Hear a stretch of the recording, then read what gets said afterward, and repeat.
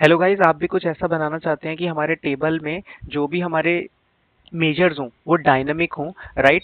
अब ये सारे के सारे मेजर्स आपको दिख रहे होंगे कि ये मैंने एक स्लाइसर के अंदर डाले हुए हैं और बेस्ड ऑन सिलेक्शन हमें ये दिख रहे हैं। तो अगर हमें ये करना है तो हम इसको कैसे कर सकते हैं? तो सिंपली चलिए मैं आपको बताता हूँ इसको स्टेप बाय स्टेप। जो भी मेजर मैं सेलेक्ट करूंगा उसके अकॉर्डिंग मुझे यहाँ पर वैल्यू दिख रही होगी, जैसे कि मैंने अपने कन्वीनियंस के लिए sales, profit, discount and gross sales डाला हुआ है। अगर सब कुछ एक सिंगल सेलेक्ट होगा तो मुझे वही वैल्यू दिखेगी, अगर कुछ भी सिलेक्टेड नहीं होगा तो सेम टाइम पे मुझे चारों मेजर्स दिखेंगे। तो चलिए देखते हैं ये कैसे करेंगे। तो इसके लिए मुझे क्या करना होगा, सबसे पहले मॉडलिंग टैब में जाना है। मॉडलिंग टैब के अंदर न्यू पैरामीटर के अंदर जाके फील्ड सेलेक्ट कर लेनी है। ठीक है, जैसे ही आप फील्ड के अंदर आते हैं तो यहाँ पे आपको एक मेजर का नाम देना होगा, राइट? तो मैं इसको दे देता हूँ कंट्रोलिंग मेजर। कंट्रोलिंग मेजर कुछ भी नाम दे सकते हैं।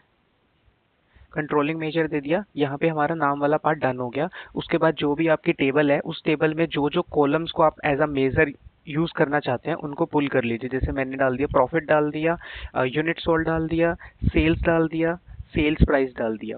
अब यहाँ पर आपको बॉटम में एक ऑप्शन दिखेगा add slicer to this page. अगर आप इसको अनचेक कर देते हैं तो जब भी आपका एक पैरामीटर क्रिएट होगा वो ऑटोमेटिकली स्लाइसर क्रिएट नहीं करेगा, आपको स्लाइसर क्रिएट करना पड़ेगा। But for the time being क्योंकि मुझे एक स्लाइसर चाहिए तो मैं इसको टिक करूंगा और मैं इसको क्रिएट कर दूंगा, राइट? तो अभी आप देखेंगे कि हमारा एक स्लाइसर क्रिएट हो जाएगा। ये हमारा एक स्लाइसर क्रिएट हो गया है। ये हमारा एक स्लाइसर क्रिएट हो गया है, राइट? अब मेरे को इसको चेक करने के लिए क्या करना पड़ेगा? मेरे को इसको चेक करने के लिए अपने यहाँ टेबल पे आऊंगा और यहाँ पे डेटा के अंदर मेरे को ये देखो जो मैंने मेजर अभी क्रिएट किया था कंट्रोलिंग मेजर, यहाँ पे मुझे दिख रहा है, राइट? ये मेरे को दिख रहा है। तो सिंपली मैं इसका यूज, अब मैं एक टेबल बनाता हूँ। इस टेबल के अंदर जो भी मुझे रिक्वायर्ड है, जो भी रिक्वायर्ड है वो मैं सेलेक्ट कर लेता हूँ। जैसे मैं अभी के लिए कंट्री सेलेक्ट कर लेता हूँ।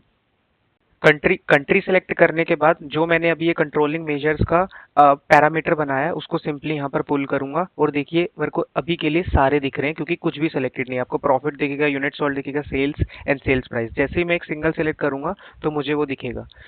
आई होप आपको ये पैरामीटर डायनामिक मेजर कैसे यूज करते हैं समझ में आया होगा। अगर समझ में